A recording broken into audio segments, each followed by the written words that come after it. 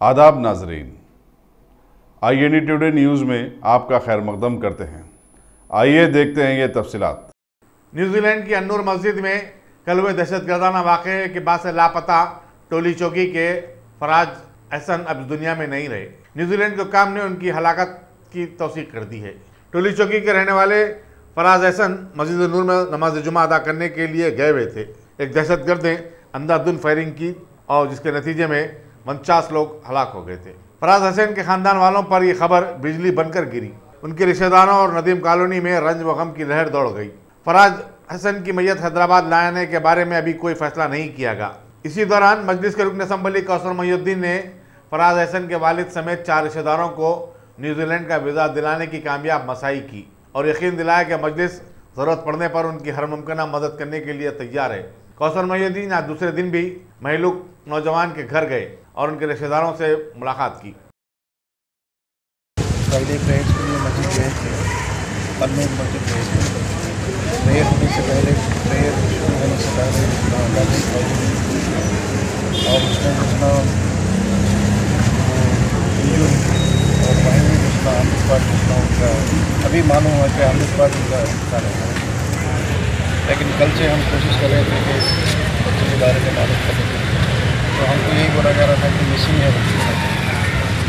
और आज मालूम हुआ, आज यहाँ के जितना साढ़े की मालूम हुआ कि जितना वहीं जितना आमिर पार्टी जितना इंतकाल हो गया।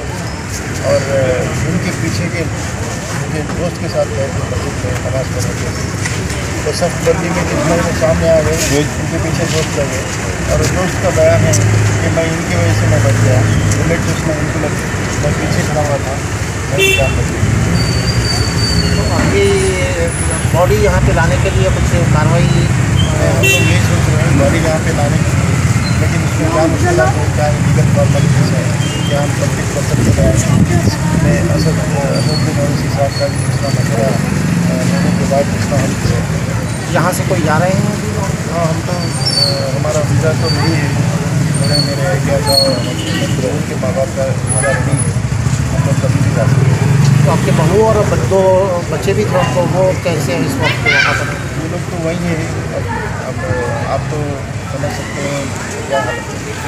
24-25 साल की मेरी बहू की उम्र है, यंग एज में मेरे बेटे की उम्र 21 साल की यंग एज में है। उन पर जो गुजरी है उसके बारे में जितना हर एक समझ सकते हैं क्या किन हालात में है, और हमको जाकर उसका उनको सहारा देना है।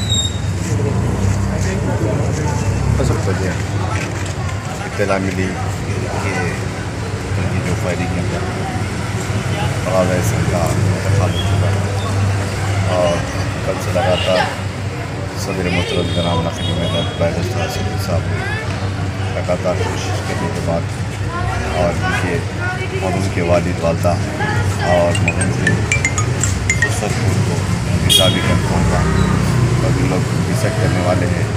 इंशाल्लाह वहाँ पर जाकर तब्दील करने के लिए वहाँ पर ही कोशिश करेंगे और उनके साथ उनके साथ और ये के साथ जमात और हर वक्त रही। इंशाल्लाह आगे भी ये जो भी मसाइल हैं इंशाल्लाह आगे बढ़कर जमात का पूरा ताउन करेंगे। अगर आपने हमारे चैनल को सब्सक्राइब नहीं किया है तो आपको यहाँ सब्सक्राइब बटन दिख रहा है, उसे क्लिक करिए और सब्सक्राइब कीजिए और साथ ही साथ बेल आइकॉन को भी क्लिक करिएगा जिससे कि आपको ताज़ा अपडेट मिलते रहें।